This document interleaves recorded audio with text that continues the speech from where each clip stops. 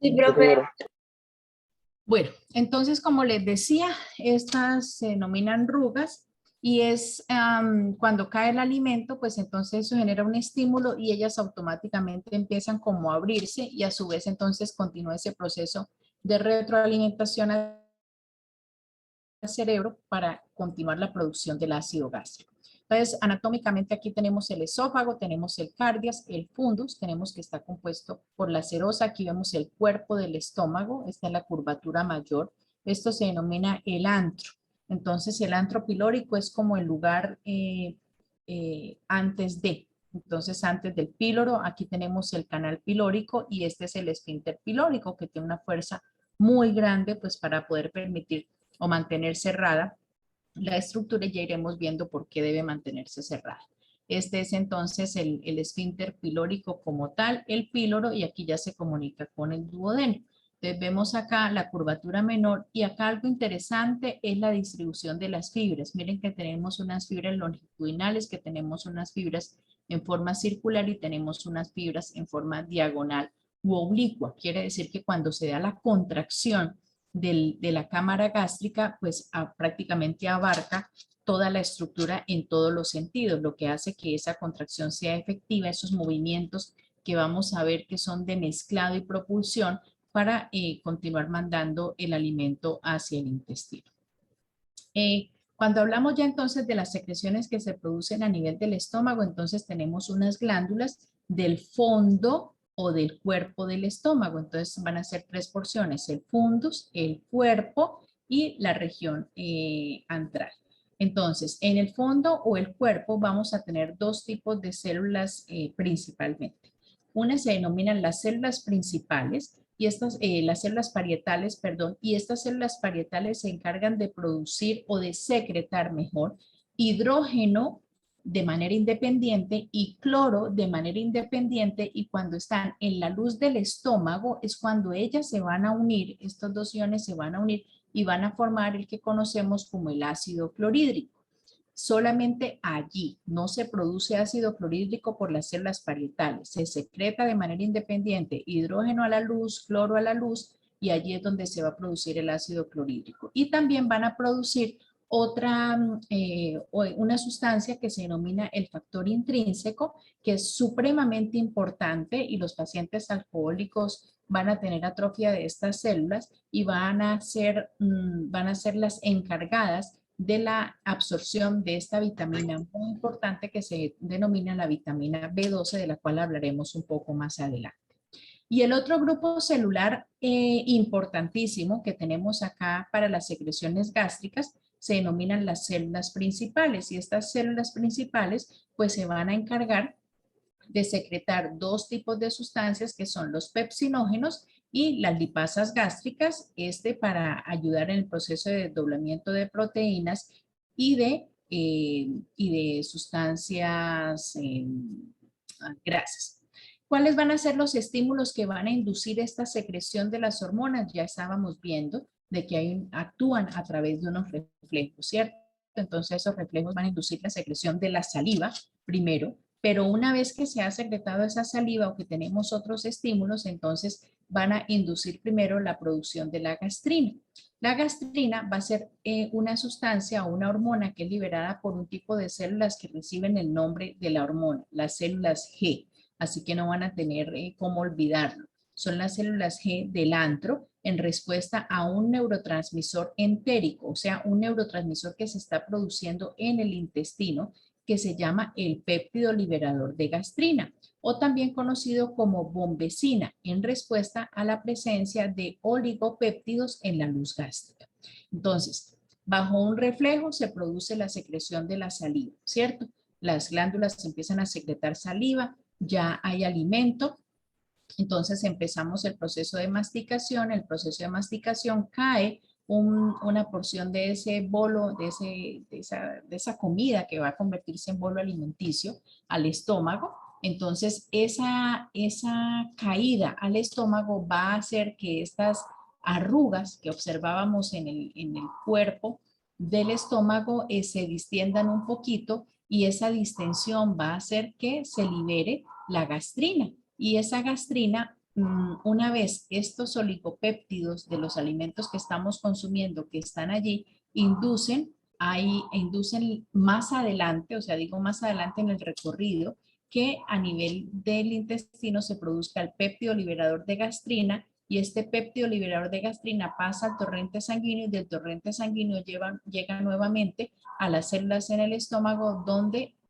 hace que las células G empiecen a liberar gastrina, y esta gastrina pues va a inducir finalmente la secreción de las células parietales y de las células principales para producir el desdoblamiento primario y los movimientos de mezclado de los alimentos para continuar en el proceso de desdoblamiento y luego de absorción.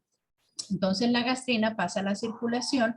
Aquí vamos a encontrar entonces receptores específicos en las células parietales, como les decía, receptores específicos a nivel de las células principales, y también tenemos otro tipo de células aquí que se llaman las células enterocromafinas. Estas células entero, o sea, hace alusión a lo que es el aparato digestivo, van a empezar a secretar otra histamina. La histamina que ustedes han visto en inmunología es la H1. Entonces, los antihistamínicos tipo loratadina, cetiricina, esos antihistamínicos, lo que van a hacer es inhibir la secreción de la histamina. ¿Por qué células? Por los mastocitos. Muy bien. Entonces, inhiben la producción o la secreción, mejor, de la histamina por los mastocitos, y de esa manera se inhibe la perpetuación de una respuesta inflamatoria, por ejemplo, en una rinitis alérgica, en una urticaria, etcétera, etcétera, etcétera. Pero a nivel del estómago vamos a tener, son estas células que van a producir los H2, histamina. Los H2 es del aparato digestivo. Entonces, hay algunas, como ustedes están viendo, esto es un ciclo. Para que se pueda producir el ácido, para que se pueda producir el pepsinógeno, primero necesitamos que se estimule ¿a quién? A un péptido liberador de gastrina, que va a ser estimulado o su secreción va a ser estimulada por los alimentos en la luz gástrica, y este péptido liberador de gastrina estimula a las células G del estómago para que produzcan la gastrina. Esa gastrina pasa a la circulación, y esa gastrina tiene receptores en las células parietales, en las células principales y en los receptores y en las células enterocromafinas, es decir, lo que produce histamina. Entonces, ustedes han escuchado un medicamento que se llama la ranitidina. La ranitidina, la famotidina, la cimetidina son medicamentos anti-H2. Es decir, que ese medicamento, cuando nosotros se lo formulamos a un paciente para ayudar al manejo de la gastritis, realmente que la gastritis no es otra cosa que un proceso inflamatorio de la mucosa gástrica secundario ¿a qué? A una secreción inapropiada de estas células parietales y de estas células principales, porque, por ejemplo, como causa, el paciente está consumiendo los alimentos a deshoras, cambió totalmente su horario y ya el estómago estaba acostumbrado a recibir el alimento a esa hora, o ha modificado importantemente su dieta. Por ejemplo, se fue a vivir a México, donde todo es con chile, con picante, las harinas son diferentes, etcétera, etcétera. Entonces, todo eso va ocasionando la inflamación de la mucosa estomacal.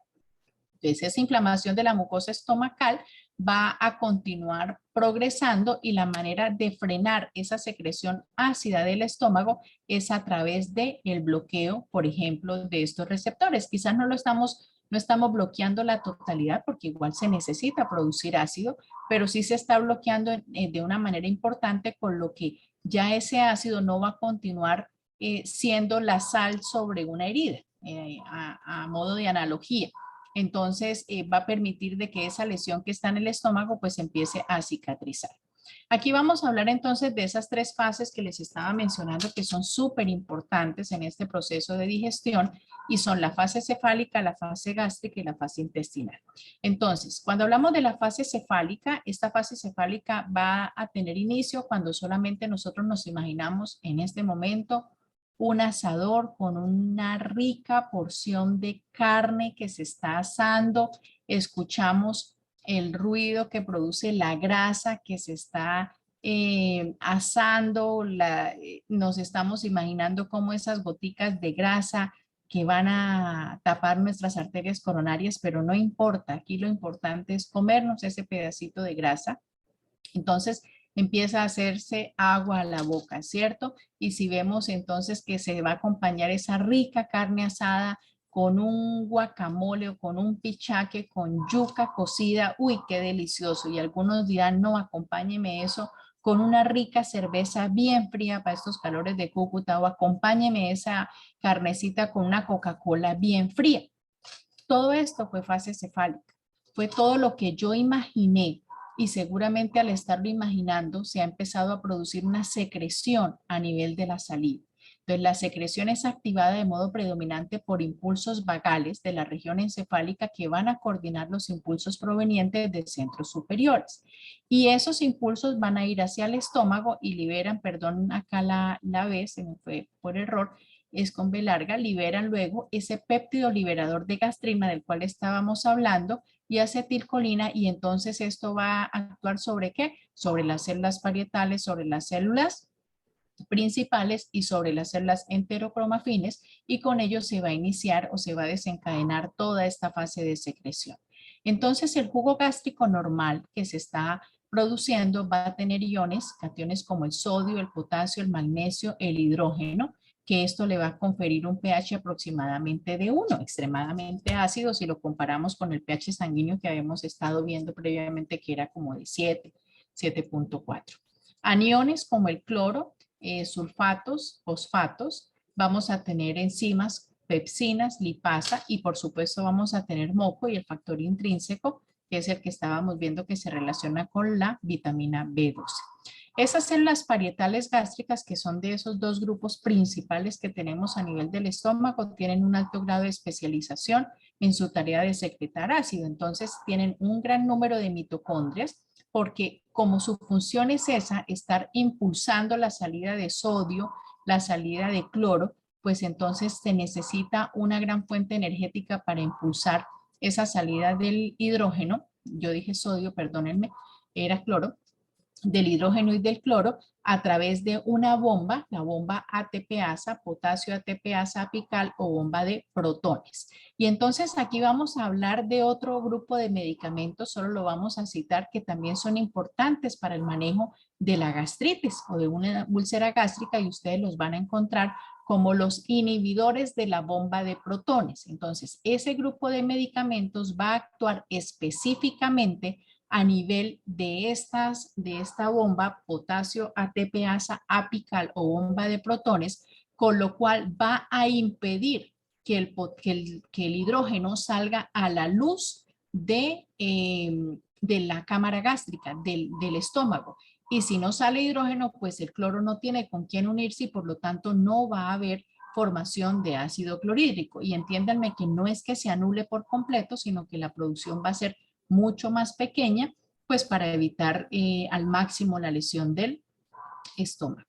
Entonces, dentro de este grupo, seguramente ustedes han escuchado al omeprazol o al lansoprazol, que van a ser como los dos representantes más comunes que tenemos nosotros en la práctica clínica. Entonces, yo le doy al paciente omeprazol en ayunas de 20 miligramos durante 30 días y lo que estoy haciendo es inhibiendo la ATPasa apical o bomba de protones para que no se dé la salida del ion hidrógeno hacia la luz del estómago y por lo tanto la producción de ácido no sea tanta, pero obviamente a este tratamiento le voy a adicionar algo, como por ejemplo una sustancia que sirva de una película protectora sobre el estómago, como sería el sucralfate, para que de todas maneras cubra esa úlcera y permite que cicatrice. Es decir, yo tengo una úlcera en la mano y la úlcera no va a cicatrizar si yo le estoy echando sal todos los días, ¿verdad?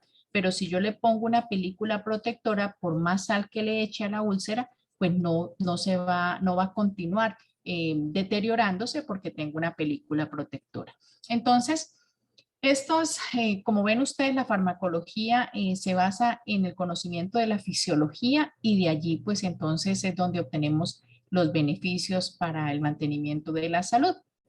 Entonces, esta bomba no, fisiológicamente desplaza los hidrogeniones fuera de la célula parietal en contra de un gradiente de concentración de más de 1.000.000 de veces.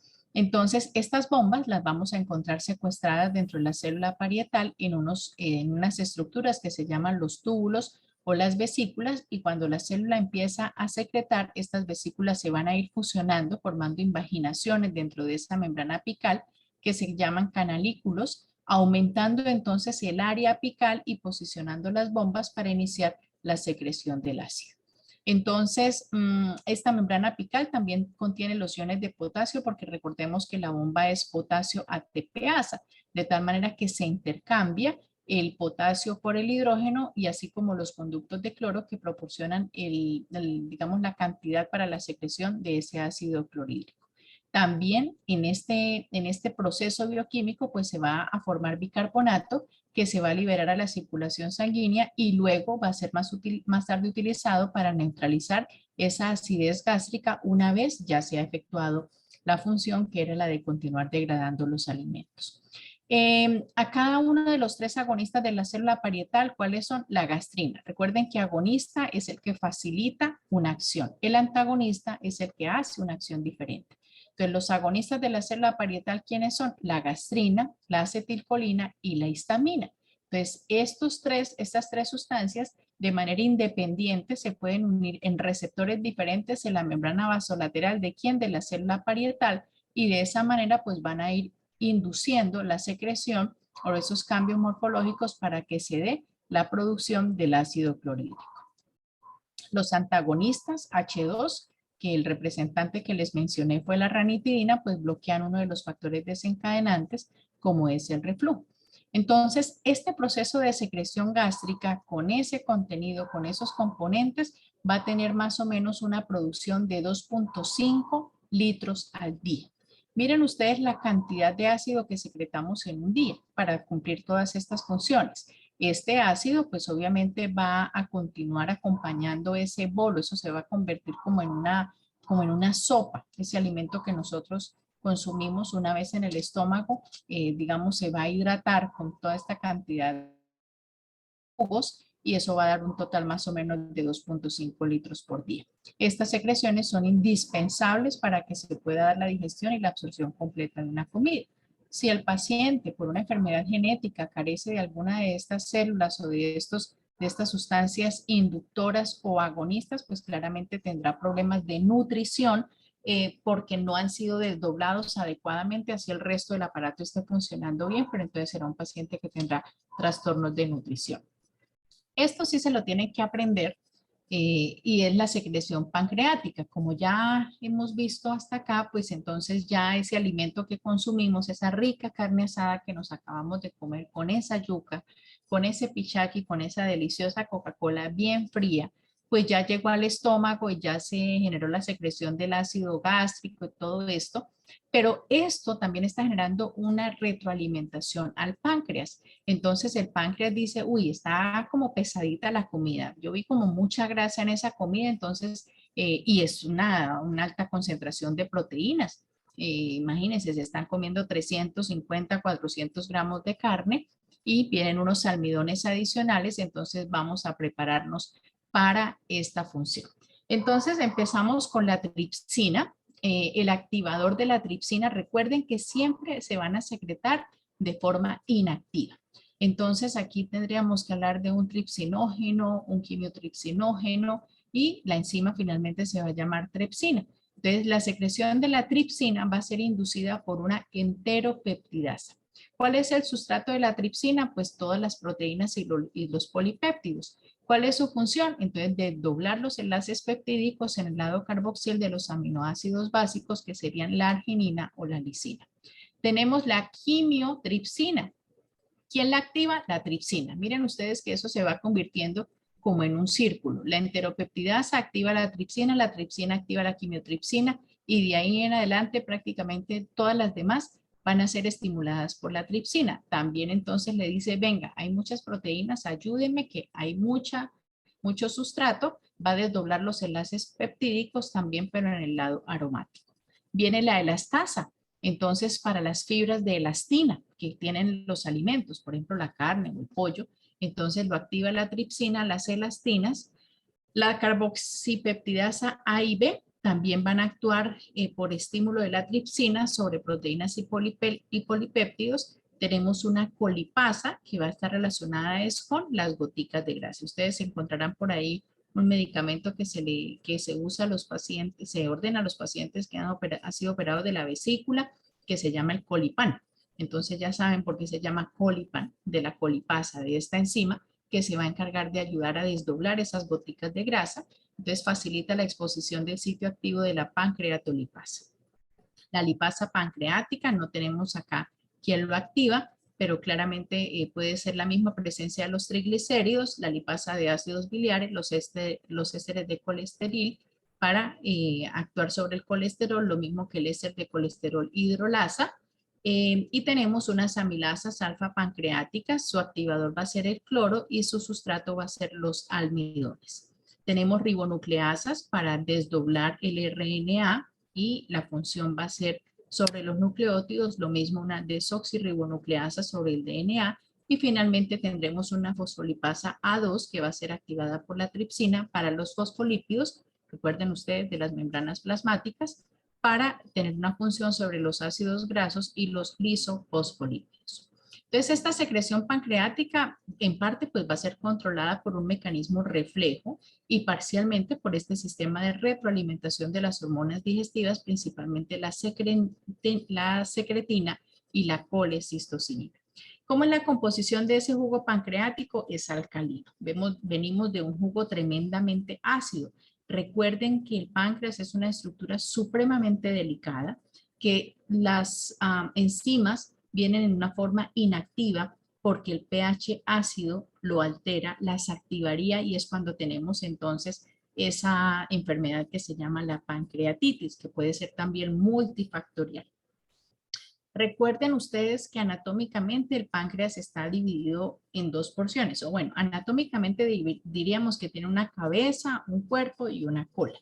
Desde el punto de vista funcional, diríamos que, o morfológico, que está compuesto por dos tipos de células, principalmente unas que son las células pancreáticas, digamos, las que se van a encargar de la producción de todas estas enzimas digestivas, y tenemos la porción hormonal que se va a encargar de, o que va a formar esos islotes, que van a llamarse los islotes de Langerhans, donde vamos a encontrar las células beta, que son las que se van a encargar de la producción de la insulina y del glucagón, que tienen una función endocrina meramente.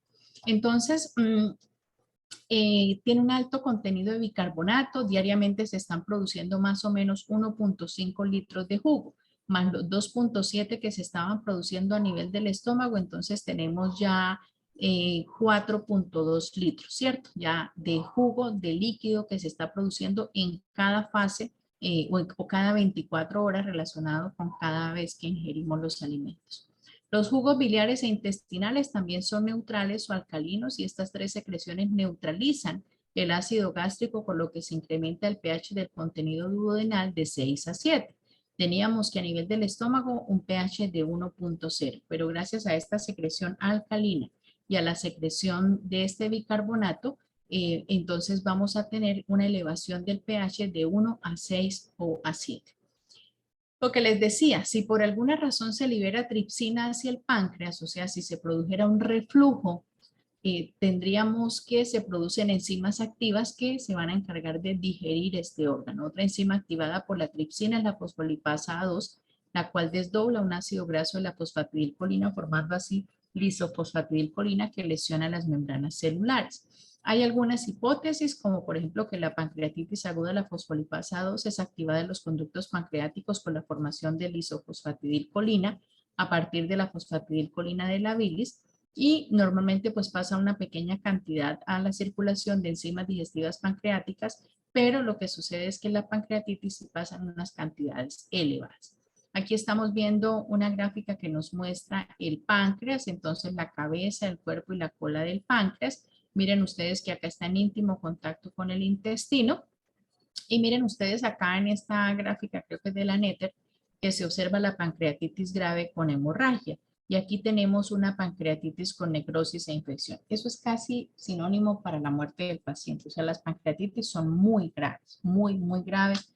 Es una entidad clínica por la característica fisiológica por la importancia fisiológica del órgano y por digamos, lo delicado del tejido. Es un órgano pequeño, pero es un tejido que es bastante delicado, con funciones importantísimas, y la inflamación o la alteración de su función por cualquier causa, pues es una condición bastante grave para ese paciente. ¿Cómo se regula entonces esta secreción? Ya vemos que es que va a estar sujeta a un control hormonal. Esa secretina que estábamos viendo antes, entonces va a estimular a los conductos pancreáticos para que se produzca el jugo pancreático, que característicamente es que muy alcalino. Estimula también la secretina, la secreción de la bilis, o sea que por un lado me estimula el páncreas y por otro lado me está estimulando la vesícula biliar.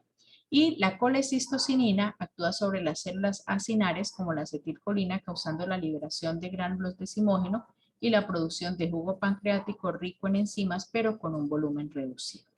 Ahora, la secreción biliar. Entonces, esa secreción biliar es muy importante pues para digerir y poder absorber a quienes, a las grasas. Esta secreción biliar, digamos que es la vía por la cual el cuerpo se encarga de eliminar los productos terminales liposolubles del metabolismo, como son los xenobióticos liposolubles, y la bilis va a ser la única vía por la que el cuerpo puede deshacerse del colesterol, sea como tal o en forma de ácidos biliares. La bilis entonces está constituida, ese jugo que observarán ustedes que es como de un color verde aceituna, verde oscuro, está compuesto por los ácidos biliares, por los pigmentos biliares y una serie de sustancias que van a estar disueltas en una solución hidroelectrolítica semejante al jugo pancreático. De aquí vamos a tener que diariamente se va a producir alrededor de 0.5 litros de bilis, por lo cual ya vamos estando alrededor de los 5 litros de la producción de sustancias o de jugos en el aparato digestivo. Algunos componentes de la bilis se reabsorben en el intestino y luego van a ser excretados de nuevo por el hígado a través de la circulación enterohepática. Los glucurónidos de los pigmentos biliares bilirrubina y biliverdina van a ser las dos sustancias que le van a conferir el color amarillo dorado a la bilis. Bueno, aquí vemos amarillo dorado. Cuando ustedes tengan la oportunidad, cuando uno tiene la bilis y la empieza como a mover en la bolsita o en el reservorio que tiene, uno alcanza a ver que sí efectivamente como que destila un color amarillo, pero digamos que lo más característico es encontrar como ese color así como verdoso. Los ácidos biliares secretados a la bilis se conjugan. Y esto es importante, esto se los voy a preguntar, ¿qué es la bilirrubina conjugada y qué es la bilirrubina no conjugada? Entonces, estos ácidos biliares que se secretan a la bilis se van a conjugar, se van a unir, eso es un proceso bioquímico con cualquiera de estos dos aminoácidos que son la glicina o la taurina, y estos van a ser derivados de la cisteína. Y tenemos entonces 4 ácidos biliares que son el ácido cólico, el ácido quenodesoxicólico, el ácido desoxicólico y el ácido litocólico. En el hígado se van a formar el ácido cólico y el ácido quenodesoxicólico. Y en el intestino, y aquí viene parte de esa acción importante de las bacterias, van a encargarse de convertir el ácido cólico en desoxicólico y el quenodesoxicólico en litocólico, llamándose así ácidos biliares secundarios. ¿Cuáles son las acciones de estos ácidos biliares? Primero, que van a reducir esa tensión superficial que ya ustedes conocen. Junto con los fosfolípidos y monoglicéridos van a intervenir en la emulsificación de los líquidos como preparación de los lípidos, perdón, es acá de los lípidos, como preparación para su digestión y absorción en el intestino delgado, y son anfipáticas. Tienen dominios hidrófilos e hidrofobos, como consecuencia tienden a formar discos cilíndricos denominados micelas. Y aquí tenemos una gráfica de lo que es una micela. Aquí tenemos diferentes tipos de micelas formados por un lípido anfipático. Aquí tenemos una micela monocapa, aquí tenemos un efecto emulsionante. Vemos entonces en el centro que está el aceite y ellas están puestas en el agua, y aquí tenemos un efecto espumante que es con presencia del aire. Esas porciones hidrófilas de las sales biliares pues van a estar dirigidas hacia afuera, que es lo que estamos viendo acá. Y las partes hidrofobas pues van a estar dirigidas hacia adentro, por encima de la denominada concentración micelar crítica, todas las sales biliares añadidas a una solución, entonces van a formar micelas. Entonces, ¿cuál es el objetivo de las sales biliares? Formar las micelas. Los lípidos entonces van a acumularse en estas micelas y el colesterol de centro hidrofóbico, los fosfolípidos antihepáticos y monoglicéridos se van a alinear con sus cabezas hidrofílicas en la parte exterior y las colas hidrófobas en el centro.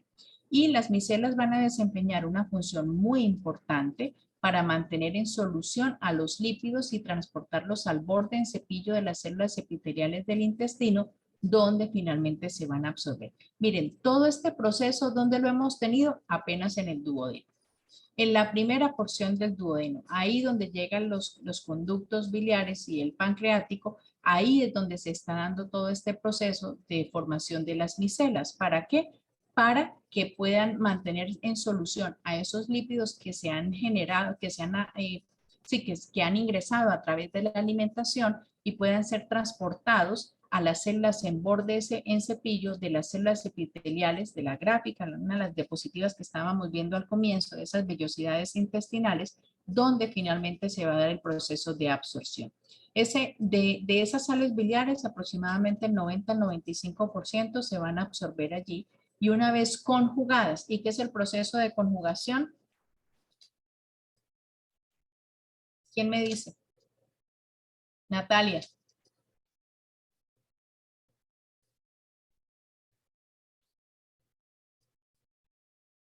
Hola. ¿Cómo, profe? ¿Qué es el proceso de conjugación? Pues, profe, los ácidos biliares primarios se conjugan con lo que usted ha dicho. ¿Cómo es con lo de esta mierda? Con La glicina. taurina y glicina. Y eso hace... Ole, con esos, ojo con la manera como hablan, ¿no?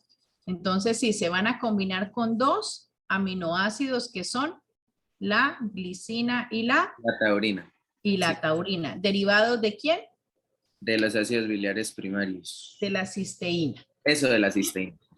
Y entonces van a formar 4 ácidos que son ácido cólico, queno-desoxicólico, ácido desoxicólico y ácido litocólico. Entonces, gracias a la acción de las bacterias, entonces el ácido cólico se convierte en desoxicólico y el queno-desoxicólico se convierte en litocólico. Y esos van a ser los ácidos biliares secundarios porque gracias a las bacterias se formaron estos ácidos. Y estos ácidos van a ser importantes, ¿por qué? Porque van a terminar formando las micelas. Y las micelas es una estructura en la cual se van a acumular los lípidos y el colesterol y de esa manera van a ser transportadas al borde en cepillo de las células epiteliales donde van a ser absorbidos. ¿Y para qué las necesitamos? Pues claramente para la formación de las membranas celulares y para la formación de un gran número de hormonas que son importantes tanto para los hombres como la testosterona o las mujeres, los estrógenos. ¿Listo?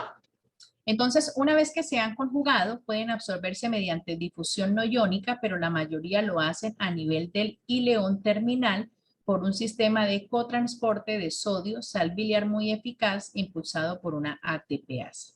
Y el 5 al 10% de esas sales biliares restantes que no fueron absorbidas por este mecanismo van a entrar al colon y van a ser convertidas en sales de ácido desoxicólico y ácido litocólico. ¿Por acción de quién?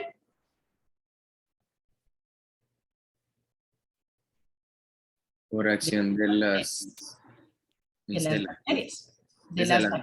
Bacterias. No, las micelas no. Las micelas es la forma como se van a transportar los lípidos. Pero por acción de las bacterias, entonces ese resto de sales biliares entran al colon y se convierten en sales de ácido desoxicólico y ácido litocólico. El licolato es relativamente insoluble y se excreta principalmente en las heces y solamente el 1% se absorbe y el desoxicolato sí se va a absorber. Esas sales biliares allá, ese 90-95% que fueron absorbidas, entonces son transportadas otra vez ¿a dónde? Al hígado, a través de la circulación portal, o sea, circulación venosa, y vuelven a ser secretadas en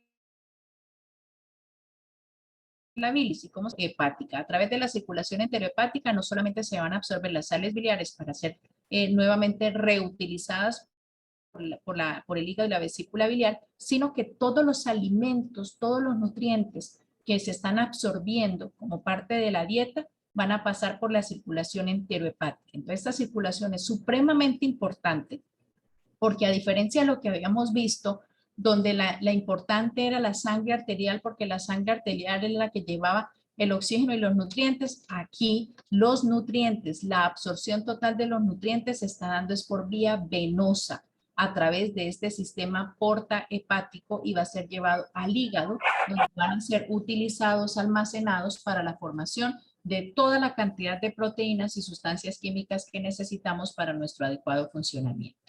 Ese poquito que se elimina por las heces, entonces va a ser restituida por la síntesis hepática. Entonces, se absorbió el 98%, 2% se eliminó, ese 2% va a ser nuevamente sintetizado por el hígado. Cuando se realiza el proceso de colecistectomía, que es el procedimiento quirúrgico a través del cual se retira la vesícula biliar, ¿y por qué se retira? Porque la vesícula se puede inflamar. Entonces, esa inflamación ocasiona mucho dolor y esa inflamación puede llegar incluso a cursar con un proceso infeccioso asociado, lo cual puede hacer que se convierta en un piocolecisto, es decir, una secreción de pus o se necrosa, se rompe, se vuelve negra, se necrosa, así como un dedito que les mandé el otro día, así negro, inservible, sin circulación. Imagínense ustedes donde se rompa esa vesícula en el abdomen del paciente. O sea, aquí vienen la peritonitis y todos sus secuaces y seguramente ese paciente con mucha dificultad va a sobrevivir. O la otra causa para realizar la colecistectomía es la formación de cálculos. Como estas son unas sales, estas sales pueden empezar a condensarse y formar lo que conocemos como los cálculos, que son una serie de piedritas de color verde, amarillo. Su color es variado dependiendo de los ácidos de los cuales estemos hablando. Y entonces, pues el riesgo con estos cálculos, si son cálculos grandes, pues producen mucho dolor. Pero si son cálculos chiquiticos, esos cálculos pueden migrar y en ese proceso de migración pueden ir a impactar el conducto pancreático y al producir esa impactación sobre el conducto pancreático, cuando se secrete el tripsinógeno, va a terminar activándose y generando la autodigestión, es decir, llevando al paciente a un estado de pancreatitis. Por eso, cuando hay procesos inflamatorios, procesos de cálculos en la vesícula, la indicación es quirúrgica, precisamente para prevenir uno de estos riesgos. Ya se va a acabar esta para que no se quede hablando sola y entramos a la siguiente. Sí, profe. Listo, Al gracias. mismo link. Ok.